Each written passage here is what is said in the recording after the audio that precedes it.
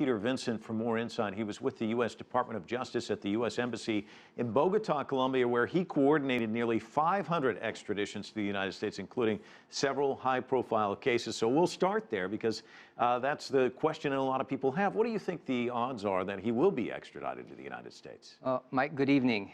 To briefly paraphrase, hell hath no fury like a humiliated nation state. And both Mexico and the Mexican people were humiliated by El Chapo's escape in July of last year.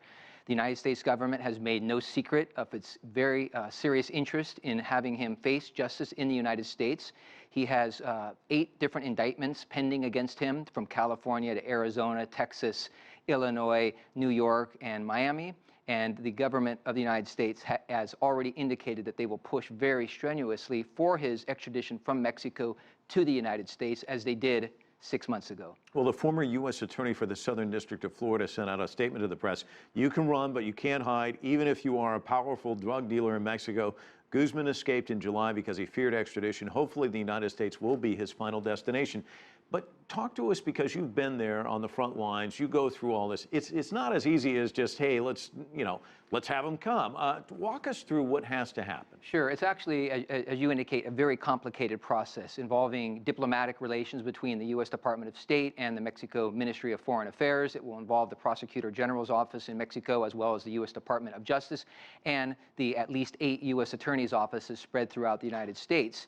There will be a formal diplomatic note that I understand is in the process of being finalized that will be sent from the U.S. Department of State to the Colombian embassy in Washington, which will then be transmitted via old-fashioned cable to the embassy, or rather the Colombian government in Bogota, the Mexican government in Mexico City, and then there will be a negotiation over the surrender of El Chapo to U.S. authorities. How long does all of this take? I mean, talk to me about quickly and then the longer, because a lot of these things can drag on, right? Sure. It never happens quickly, even though countries often have incredibly good relations and a great history of exchanging information as well as prisoners and individuals for extradition. It will probably take anywhere from 6 to 9 months in this particular case. There is a long historic tension, unfortunately, between Mexico and the United States. There's a great deal of Mexico pride and ego and nationalism involved in its relationship with the United States. So there are political considerations that always come into play, especially between Mexico and the United States.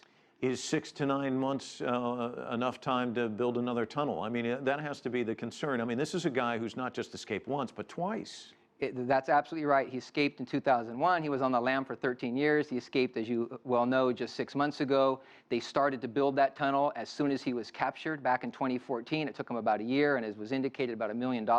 This is an individual with virtually unlimited resources who has ruled his own organization through bullets and through bribery. And that's why the United States feels that it's so important to get him to the United States, where the chances of his escaping from a U.S. maximum security prison, say in Florence, Colorado, are 0. But one of the things you think about is if you're a guard at a facility in Mexico and somebody's offering you tons of money. I mean, he had to have inside help, as we know, in probably both cases. What are the concerns about that, and how do you assure that that doesn't happen again? He certainly had inside help in both of his escapes. The first in 2001, where he was in a laundry basket, and then, of course, in this escape most recently 6 months ago, where he went down a hole underneath his shower in his jail cell and got on a motorcycle on rails and drove under a tunnel for a mile. He has always ruled with both bullets and bribes. 23 individuals in Mexico have been indicted on Mexican charges for assisting in his escape 6 or 7 months ago. The challenge really is getting him into an absolutely secure situation where individuals are not threatened or don't feel threatened, and where he cannot bribe his way out. One final question before we let you go.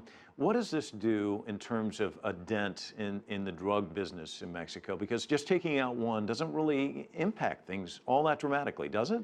Mike, I'm an optimist, but I'm also a realist. The fact of the matter is that El Chapo had a certain set of skills. He's very charismatic. He was very clever despite having only 3 years of formal education.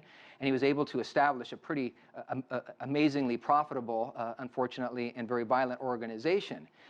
This, unfortunately, is something that the United States and other countries have been dealing with for decades. It's sort of a game like whack-a-mole. In other words, he, even though he was very skilled and talented, will be taken out of the game, so to speak, especially if he is, and hopefully extradited to the United States. There'll be other individuals that will show up to take his place. All right, Peter Vincent, always a delight having you on the broadcast. Thanks so much for your insights. Thanks, Mike.